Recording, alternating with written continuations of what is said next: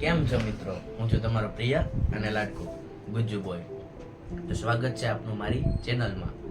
તો મિત્રો, લાસ્ટ વિડીયોમાં આપણે જે રીતે વાત કરી હતી કે ભાઈ મેઇન તો એસી કરંટ શું છે, ડીસી કરંટ શું છે, અને સાથે સાથે ડીસી કરંટ કેટલો ઇમ્પોર્ટન્ટ છે આપણા મોબાઈલ રિપેરિંગ કોર્સમાં, એ આખું ઇન ડિટેલ આપણે કોન્સેપ્ચ્યુઅલ ક્લિયરિટી કરી હતી. સાથે સાથે ડીસી કરંટમાં પણ પોઝિટિવ અને નેગેટિવ બે એવા ઇમ્પોર્ટન્ટ ટૂલ્સ છે કે એનું શું મહત્વ છે આપણી ફિલ્ડમાં, કે ભાઈ એ કઈ રીતે વર્ક કરે છે.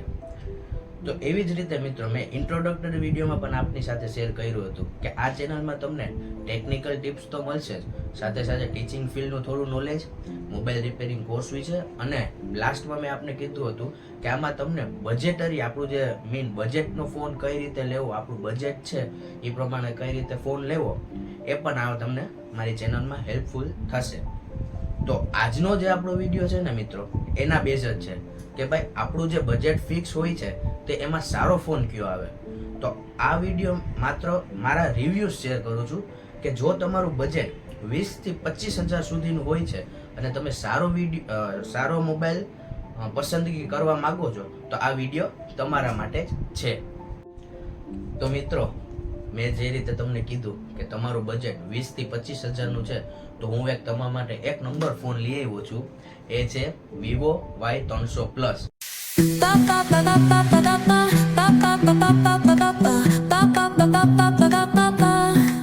Soy arena, oh so bright, baila conmigo toda la night. હવે આ ફોનની ખાસિયત તમને જણાવતા કહીશ, પણ સાથે સાથે આમાં આપણે રેમ રોમ જોતા હોય છે. આપણે ફોન લેવા જાય છે તો રેમ, રોમ, પ્રોસેસર, કેમેરા ક્વોલિટી ને મેઇન તો વર્ઝન કયું છે એ જોતા હોય છે. પણ એ આજે ખાલી માત્ર હું તમને કહેવાનો નથી, પણ એક એક વસ્તુ આપણે સમજશું.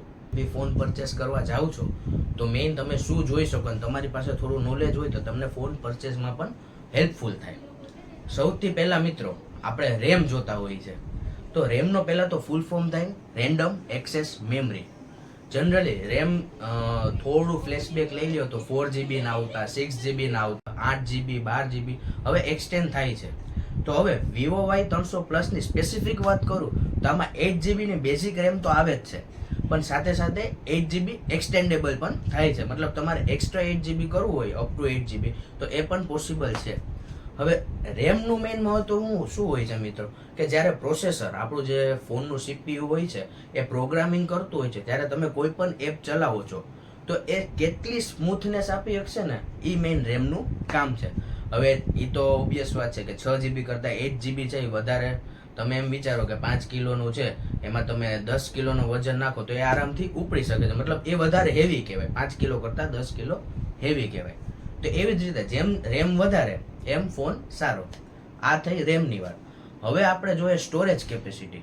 તો મિત્રો, ઘણા ફોનમાં સ્ટોરેજ પહેલાના જમાનામાં 64GB આવતું, પછી ધીરે ધીરે અપગ્રેડ થયું 128, 256, અત્યારે અમુક ફોનમાં અબાઉટ 1 ટ્રિલિયન સુધી જતું હોય છે સ્ટોરેજ. તો storage capacity is equals to તમે રોમ કહી શકો કે રીડ ઓનલી મેમરી. હવે આનું મેઇન શું કામ હોય છે કે તમે જ્યારે તમારા ફંક્શન્સ બંધ કરો છો, એપ ક્લોઝ કરો છો, પછી જે બી સ્ટોરેજ, મતલબ જે બી તમારું એપ્સનું જે મેમરી કહેવાય ને, ક્યાં સ્ટોર થાય, તો કે રોમમાં.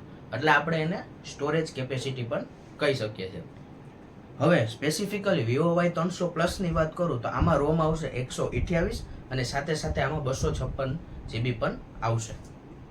હવે આગળ ત્રીજો સ્ટેપ મિત્રો હું તમને સમજાવીશ કે પ્રોસેસર.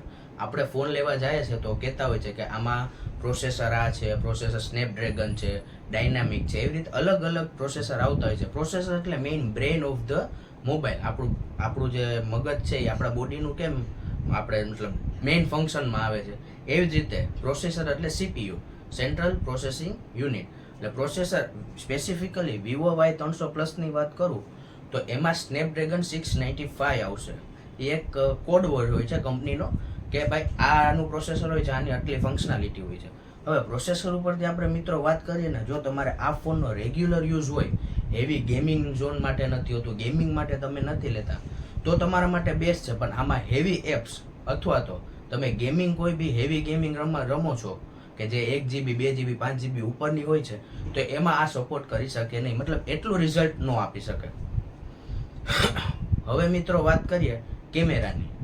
તો આનો બેક કેમેરો હશે ને એમાં બે આવશે. મેઇન કેમેરો હશે ને એ 50 મેગાપિક્સલનો આવશે, અને જે ડેપ્થ કેમેરો, ડેપ્થ એટલે આપણે તમે જોતા હોય તો બ્લરી વિઝન, બેકગ્રાઉન્ડમાં બ્લર થઈ જાય, તો એ આવશે 2 મેગાપિક્સલનો. એટલે બેઝિકલી તમે રેગ્યુલર વિડીયોઝ જો ઉતારતા હોય, રીલ્સ માટે હોય, તો તમારા માટે આ બેસ્ટ ફોન છે. અને ફ્રન્ટ કેમેરાની વાત કરી દઈએ તો એ 32 મેગાપિક્સલનો આવશે. હવે મિત્રો ડિસ્પ્લેની વાત આવી કે ફોનની ડિસ્પ્લે, સૌથી પહેલાં તો આપને કહી દઉં કે આની જે 6.7 ની ઇંચ આવશે, મતલબ ફોનની જે ડિસ્પ્લે છે એ 6.7 ઇંચની આવશે. સાથે સાથે બીજી વસ્તુ એ કહી દઉં મિત્રો કે ઓન ડિસ્પ્લે ફિંગરપ્રિન્ટ આવશે અને કર્વ ડિસ્પ્લે આવશે. અને ફોનની જે ફ્લેટી છે, આપણો જે મતલબ ઘણાના શોખ હોય છે કે લાઇટ વેઇટ ફોન યુઝ કરવાનો, એ લોકોને મતલબ એમ લાગતું હોય કે ભાઈ આ મારું ફેવરેટ વસ્તુ છે, મારે આ યુઝ કરવી છે, તો એના માટે આ બેસ્ટ ફોન છે મિત્રો. તો આનું બેટરી બેકઅપ છે ને 5000 mAhની આવશે.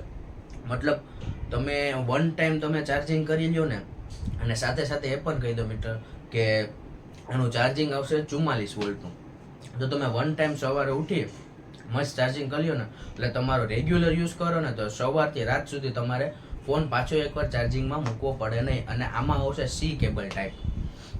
હવે મિત્રો મેં તમને જે રીતે વાત કરી હતી કે આપણે આમાં કર્વ ડિસ્પ્લે છે, તો એમાં એક માઇનર ટોપિક કે તમારા માટે એ બહુ ઇમ્પોર્ટન્ટ છે કે ભાઈ કઈ જાતની ડિસ્પ્લે આવે છે, કેટલા ટાઈપ્સની ડિસ્પ્લે હોય છે. તો મિત્રો આપણે કર્વની તો વાત કરી કે ફ્લેટ બોડી છે, સ્લિમ છે, અને અહીંથી કર્વ છે, અને પ્લસ ઓન ડિસ્પ્લે ફિંગરપ્રિન્ટ આવશે. હવે મિત્રો એમોલેડ, આ જે ફોન છે ને એ એમોલેડ કહેવાય. તો હવે OLED, એમોલેડ અને સુપર એમોલેડ, આ ત્રણેય વચ્ચે તફાવત શું આવે? આમાં તો એમોલેડ આવે એ આપણે ડિસ્કસ કર્યું. હવે સૌથી પહેલા OLED શું આવે? તો કે OLED છે ને એ ડિસ્પ્લે થોડું હેવી વેઇટ આવે, અને એમાં પોતપોતાના આપણે પિક્સલ્સ કહેવાય ને, લાઇટ જનરેટ કરવા માટે ડિસ્પ્લેમાં બેક લાઇટમાં હોય છે. અને સાથે સાથે તમને બીજી વાત એ કરી દઉં કે એમોલેડ છે ને એ પોતે પિક્સલ્સ પેદા કરતું હોય છે. ઓલામાં મેં કેવી રીતે કીધું કે બેક લાઇટમાં હોય છે, એના જ લીધે આમાં એમોલેડમાં માઇનર પેપર ડિસ્પ્લે પણ આવે છે, અને કમ્પેર ટુ OLED આ થોડો સ્મૂથનેસ હોય છે. અને સુપર એમોલેડમાં પોતાના પિક્સલ્સ પોતે જ ઉત્પન્ન કરે, પ્રોડક્શન કરે, પણ સાથે સાથે સાવ પેપર વેઇટ આવે એની ડિસ્પ્લે. મતલબ એના લીધે ફોન છે ને, આપણે કહીએ ને કે મને લાઇટ વેઇટ ફોન બહુ ગમે, તો એ લાઇટ વેઇટ થવા પાછળનું કારણ શું હોય કે એમાં સુપર એમોલેડ બેટરી હોય છે. તો મિત્રો આપણે આજે વાત કરી કે તમારું બજેટ 25,000 સુધીનું હોય છે, તો મેં તમને રિવ્યૂઝ આપ્યા કે Vivo Y300 Plus તમારા માટે બેસ્ટ છે. જો તમે હેવી એપ્સ યુઝ ન કરતા હોય અને સાથે સાથે હેવી ગેમ રમવાનું તમને મતલબ આમાં ગેમિંગ ફોન આવે છે, તો એના માટે આ ઉપયોગમાં નથી આવતો. અને બાકી રેગ્યુલર નોર્મલ યુઝ હોય છે કે જે નોર્મલ પર્સન યુઝ કરતો હોય, તો એના માટે આ બજેટમાં બેસ્ટ ફોન છે. અને આના સિવાયના પણ ઘણા આવે છે, તો તમારા હિસાબથી કયો બેસ્ટ ફોન છે એ તમે મને કોમેન્ટ દ્વારા જણાવી શકો છો, અને કોઈ પણ ડાઉટ હોય તો કહી શકો છો. તો આજે આપણે બજેટની જે લિમિટેશન હતી કે આ બજેટમાં આટલો આ ફોન આવી શકે છે એ ડિસ્કસ કર્યું. તો આવી જ રીતે તમને આગળ પણ આવી રીતે budget related, informative tools related, technician tips related અને અવારનવાર વિડીયોઝ મળતા રહેશે. તમને મારો વિડીયો પસંદ થયો હોય તો તમે લાઈક કરો, વિડીયોને શેર કરો, અને ચેનલને સબસ્ક્રાઇબ કરી દો. અને સાથે સાથે ઇન્સ્ટાગ્રામમાં મારું પેજ ફોલો કરો, Cree_Shiv મોબાઈલના નામથી. ત્યાં પણ તમને અવારનવાર આવી રીલ્સ મળતી રહેશે. મળીએ છે નવા વિડીયો સાથે.